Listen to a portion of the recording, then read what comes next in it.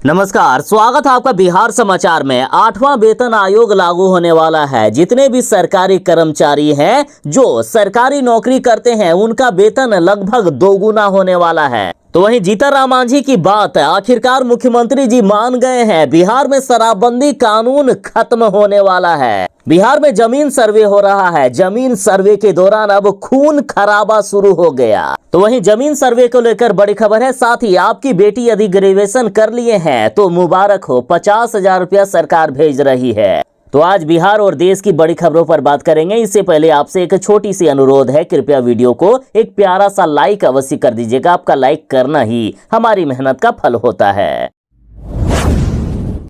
जीतन राम मांझी ने कहा है कि बिहार में शराबबंदी को खत्म कीजिए नीतीश कुमार जी। जीतन राम मांझी ने बिहार में शराबबंदी की पोल खोलकर रख दी और कहा कि बिहार में एसपी, दरोगा, जज, कलेक्टर सब लोग रात में शराब पीते हैं, डेली शराब पीते हैं। हर दिन ये लोग बिहार में नशे में रहते हैं। बिहार में शराब की होम डिलीवरी हो रही है। बस एक ऑर्डर करिए, जिस तरह से ऑनलाइन सामान आता है ना, उसी तरह आपके घर में शराब आ जाएगा। जीतन राम मांझी बोले, लेकिन इन बड़े लोगों को कोई भी गिरफ्तार नहीं करता है। पुलिस जानते हुए भी इनको छूती तक नहीं है। सिर्फ मजदूरों को जेल भेजा जाता है। जीतन राम मांझी ने मुख्यमंत्री जी से मांग की है कि इस नौटंकी वाली शराबबंदी को खत्म करना होगा। जीतन राम मांझी बोले कि बिहार में शराबबंदी का कोई भी मतलब नहीं है। बड़े बड़े शराब तस्कर नहीं पकड़े जा रहे हैं। थाने में एसपी और दरोगा खुद शराब पीने का काम करते हैं। बड़े बड़े नेता बिहार में डेली शराब पीते हैं। रात में जज, कलेक्टर सभी लोग शराब पीने का काम करते हैं, लेकिन उन्हें पुलिस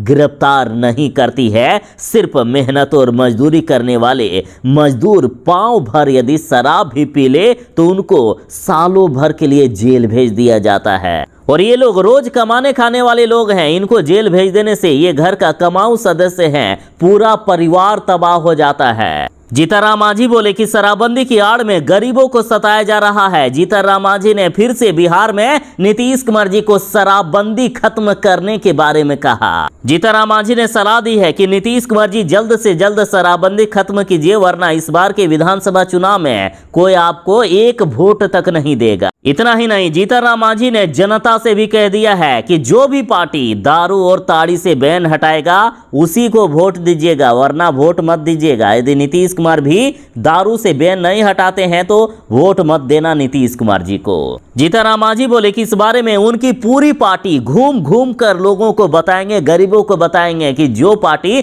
दारू, बालू, ताड़ी से प्रतिबंध हटाएगा उसी को वोट देना है।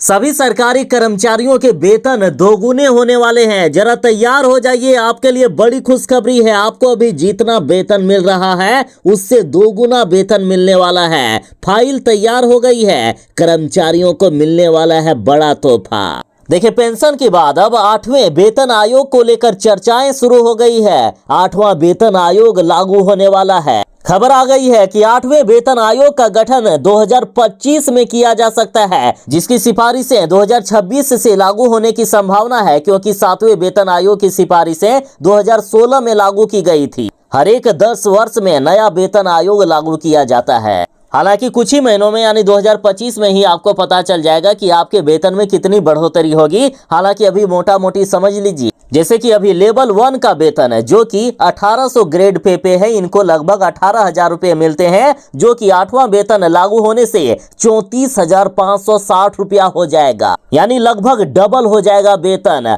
आप 1.9 से गुना कर लीजिएगा, जितना होगा उतना आपका वेतन बढ़ने वाला है। तो वहीं अभी मैक्सिमम लेवल 18 है। लेवल 18 का वेतन अभी 2.5 लाख रुपया प्रत्येक महीना मिलता है। 8वां वेतन लागू हो जाने से 1.9 से गुना कर दीजिए, यानी 4,80,000 रुपया वेतन हो जाएगा। और जरा गहराई में समझिए, अभी लेवल 1 वालों को 18,000 रुपया प्रत्येक महीने वेतन मिलता है, लेकिन जैसे ही 8वां वेतन लागू होगा उनका वेतन 34,560 रुपया हो जाएगा। और जिन्होंने 2004 में ज्वाइन किया है, 2029 तक वे सेवानिवृत्त होंगे। 2029 तक डीए में भी 4% की बढ़ोतरी होगी, यानी सेवानिवृत्त होने पर इनको 20,736 रुपए का पेंशन मिलेगा, यानी 18,000 अभी मिलते हैं, बाद में पेंशन के रूप में इससे भी ज्यादा 20,736 रुपए तक मिल सकेंगे। यानी अभी आपको जितना वेतन मिलता है उससे दोगुना वेतन होने वाला है और बाद में जब आप रिटायर होगे उससे ज्यादा पेंशन मिलेगा जितना अभी वेतन मिल रहा है। बिहार वालों के लिए बड़ी खुशखबरी है। यदि आप बिहार में रहते हैं और आपकी बेटी ने ग्रेजुएशन पास कर लिया है तो मुबारक हो। बिहार सरकार भेज रही है 50,000 रुपया सीधा अकाउंट में। देखिए, बिहार में स्नातक परीक्षा में उत्तीर्ण होने वाली सभी छात्राओं को 50-50 हजार रुपया की प्रोत्साहन राशि सरकार भेजने वाली है और इसके लिए शिक्षा विभाग ने विश्वविद्यालयों को भी दिशा निर्देश जारी कर दिए हैं। 71,354 छात्राओं में से 54,864 के आवेदन का सत्यापन हो चुका है। शेष आवेदनों का सत्यापन प्रक्रियाधीन है। सभी बच्चियों को पैसे मिलने वाले हैं। 50-50 हजार रुपया बिहार की सभी बेटियों को मिलेंगे जिन्होंने ग्रेजुएशन पास कर लिया हो और इसी तरह से इंटरमीडिएट पास करने वाली छात्राओं को 25-25 हजार रुपया की प्रोत्साहन राशि मिलेगी। तो वहीं उच्च शिक्षा निदेशक डॉक्टर रेखा कुमारी ने कहा है कि सभी विश्वविद्यालय ये सुनिश्चित करें कि कोई भी योग्य छात्रा इस योजना का लाभ पाने से वंचित ना रहे। सभी को पैसे मिलना चाहिए। तो बस और कुछ ही दिनों का इंतजार, आपके खाते में सीधा बैंक खाते में 50,000 रुपया आएगा। नीतीश कुमार जी पलटी मारने वाले हैं। खबर तो यहां तक है कि इसी सप्ताह नीतीश कुमार जी पलटी मार देंगे और अब नीतीश कुमार जी के हाव भाव को सिर्फ बिहार के लोग ही नहीं बल्कि पूरी दुनिया समझने लगी है कि जब भी नीतीश कुमार जी कहते हैं कि अब इधर उधर नहीं जाएंगे या जब भी नीतीश कुमार जी कसम खा लेते हैं कि अब कहीं भी नहीं जाएंगे छोड़कर पार्टी को, उसी समय नीतीश कुमार जी पलटी मारते हैं। नीतीश कुमार जी ने कहा कि अब तीसरी बार महागठबंधन में जाने की गलती नहीं करूंगा। तो इस बयान के बाद कांग्रेस के प्रदेश अध्यक्ष अखिलेश प्रसाद यादव ने तीखी प्रतिक्रिया देते हुए नीतीश कुमार जी की पोल खोल दी। इन्होंने कहा कि ये बयान देने से 1-2 दिन पहले नीतीश कुमार जी तेजस्वी यादव से मुलाकात कर लिए हैं। एक सप्ताह के अंदर 2 बार नीतीश कुमार जी तेजस्वी यादव से मुलाकात करके सारा मामला सेट कर चुके हैं। अब नीतीश कुमार जी पलटी मारने ही वाले हैं। बीजेपी को गुमराह करने के लिए नीतीश कुमार जी इस तरह के बयान दे रहे हैं। और इधर देखिए, जी न्यूज की खबर भी है कि नीतीश कुमार जी फिर मारेंगे पलटी, तेजस्वी यादव होंगे इस बार बिहार के सीएम। सारा मामला सेट हो चुका है। देखिए, खबर में कहा भी गया है कि सीएम नीतीश कुमार के पलटी मारने की नींव पड़ चुकी है। दीवार तैयार अब हो भी रहा है, बस ऐलान करना बाकी है। देखिए, नीतीश कुमार ने इस बार राजद से बातचीत के लिए 2 बहुत लो प्रोफाइल के नेता लगाए हुए हैं। वहीं तेजस्वी यादव की तरफ से एक हाई प्रोफाइल के नेता लगे हुए हैं। दोनों तरफ से बातचीत चल रही है। जदयू के 2 नेता और राजद के एक नेता के बीच एकांत में मुलाकात भी हुई। करीब 90 मिनट तक बातचीत चली और मुख्यमंत्री नीतीश कुमार जी एक सप्ताह के अंदर 2 बार तेजस्वी यादव से मुलाकात भी कर लिए हैं। सारा मामला सेट है, बस आधिकारिक घोषणा करना बाकी है।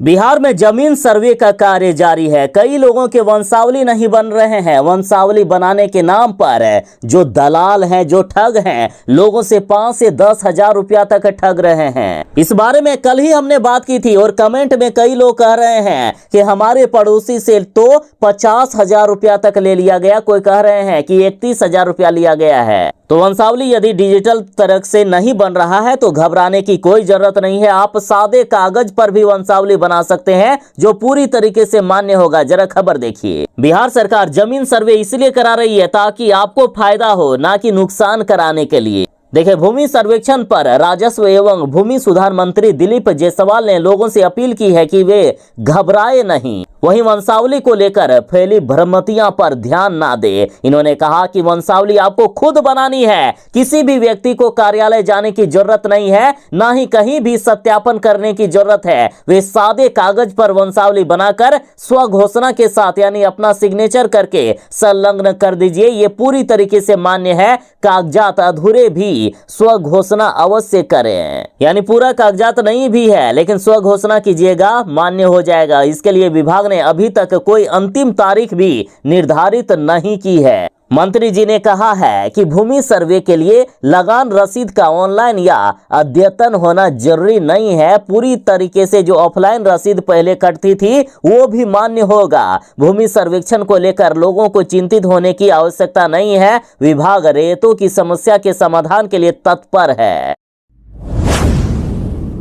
अब बिहार में दिखेगा बंगाल की खाड़ी में उठे चक्रवात का असर। बिहार में बारिश को लेकर अलर्ट जारी कर दिया गया है। देखिए, बंगाल की खाड़ी में चक्रवात उठा है, जिसका असर बिहार के अधिकांश जिलों में देखने को मिलेगा। बिहार में इतनी खतरनाक बारिश होने वाली है कि घर से बाहर नहीं निकलने की सलाह दी गई है। बारिश के साथ बिहार में वज्रपात की भी प्रबल संभावना बन रही है। पटना सहित बिहार के 19 जिलों में भारी बारिश तो कहीं मूसलाधार बारिश को लेकर अलर्ट जारी किया गया है। आज मौसम विज्ञान केंद्र पटना के अनुसार बिहार के जिन जिलों में बारिश हो सकती है वे जिले हैं पटना, नालंदा, सीतामढ़ी, नवादा, शेखपुरा, सारण, भोजपुर, गया, मुजफ्फरपुर, औरंगाबाद, सिवान, मधुबनी, मधेपुरा, अररिया, पूर्णिया, किशनगंज, समस्तीपुर, वैशाली, बेगूसराय, बांका, लखीसराय, रोहतास, कैमूर और जमुई। इन जिलों के अलावा भी बिहार के कई अन्य जिलों में हल्की बारिश की भी संभावना जताई गई है।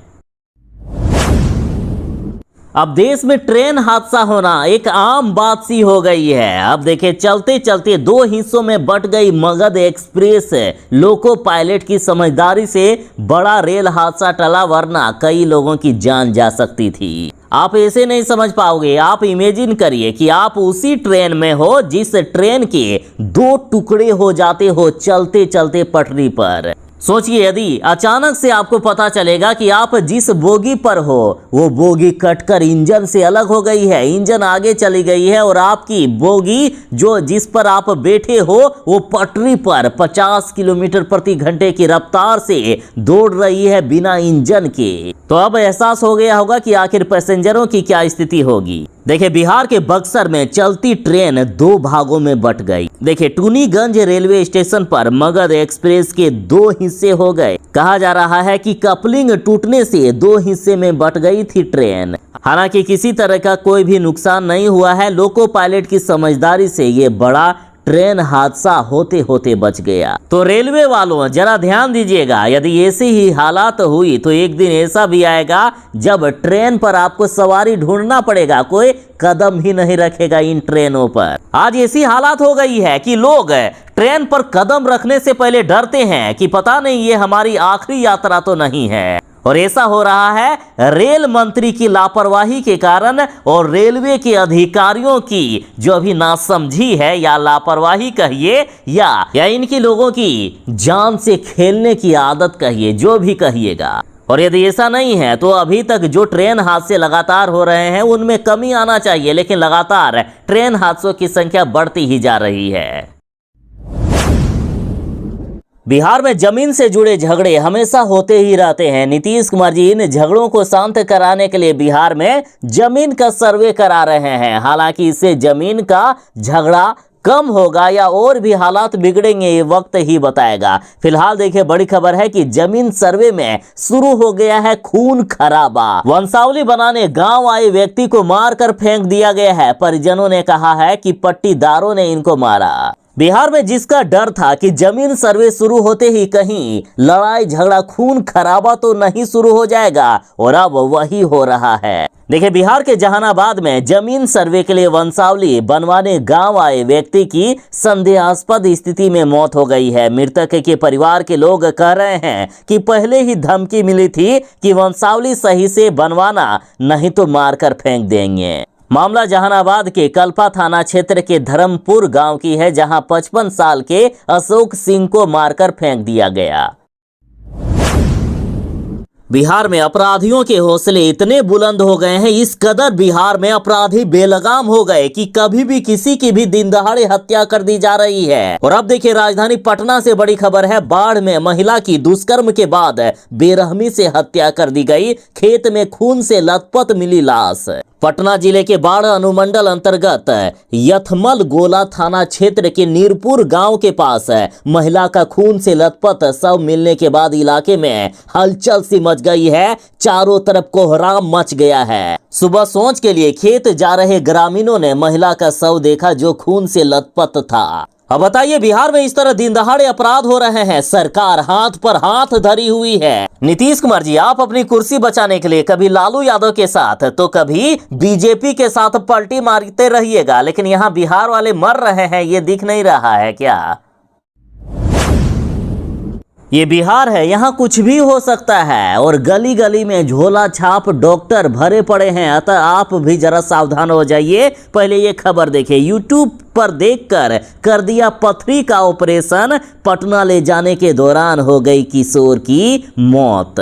देखिए, सारण में झोला छाप डॉक्टर के पास जाना युवक को महंगा पड़ गया। महंगा इतना पड़ा कि इनको इनकी जान की कीमत चुकानी पड़ी। मृतक के पिता का कहना है कि मेरे बेटे के पेट में दर्द हो रहा था, जांच के लिए गणपति सेवा सदन के झोला छाप चिकित्सक अजीत कुमार पुरी के पास ले गए, जहां उन्होंने हमें पानी लाने भेजकर हमारे बेटे का यूट्यूब से देखकर बिना बताए ऑपरेशन कर दिया। जब उनकी हालात बिगड़ी तो वे खुद एम्बुलेंस से पटना के लिए लेकर रवाना हो गए। इस दौरान रास्ते में मेरे बेटे की मौत हो गई और वे उसे छोड़कर फरार हो गया। तो यदि आप भी झोला छाप डॉक्टर के पास जाते हो तो जरा उनका झोला जरूर ही देख लीजिएगा।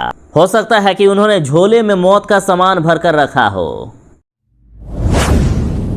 ये बिहार है साहब, यहाँ शासन प्रशासन का इकबाल खत्म हो गया है। नीतीश कुमार जी के पास गृह विभाग है, इसलिए अपराधी भी बेलगाम हो गए हैं। यहाँ ना तो अपराधी पुलिस से डरते हैं और ना ही बिहार की आम जनता। और अब तो शिक्षक ने ऐसा कांड कर दिया जिसे आप सोच भी नहीं सकते हो। यूरिनल से बाहर पेशाब करने पर छात्र को फंदे से लटकाकर मार ही दिया गया। देखिए, कटिहार में एक हैरान करने वाली वारदात सामने आई है, जहां प्राइवेट स्कूल के प्रिंसिपल ने सिर्फ एक नाबालिग छात्र की हत्या इसलिए कर दी क्योंकि उन्होंने यूरिनल यानी जो पेशाब करने का घर होता है उसके बजाय उससे बाहर दूसरे स्थान पर पेशाब कर दिया था। हालांकि प्रिंसिपल के साथ एक अन्य आरोपी भी इसमें गिरफ्तार कर लिए गए हैं। ये तस्वीर देखिए, ये उसी क्लासरूम की है जहां पर छात्र को फंदे से लटकाकर उनकी जान ले ली गई। बिहार वालों के लिए बड़ी खुशखबरी है। बिहार में अब बिछेगा सड़कों का जाल। केंद्र सरकार ने करोड़ों रुपए के एक्सप्रेस वे और एनएच के लिए मंजूरी दे दिए हैं। देखिए, बड़ी खुशखबरी है कि बिहार में सड़कों का जाल बिछने के लिए केंद्र सरकार ने अपना खजाना खोल दिया है। इसके तहत कुल 26,710 करोड़ रुपए मंजूर किए गए हैं। इस बजट के माध्यम से बनने वाली सड़कों से प्रदेश में यातायात व्यवस्था पूरी तरीके से सुगम हो जाएगा। अब बिहार में सड़कों का जाल बिछेगा। बिहार में यातायात व्यवस्था ठीक हो जाएगी, कहीं भी जाम की समस्या नहीं होगी।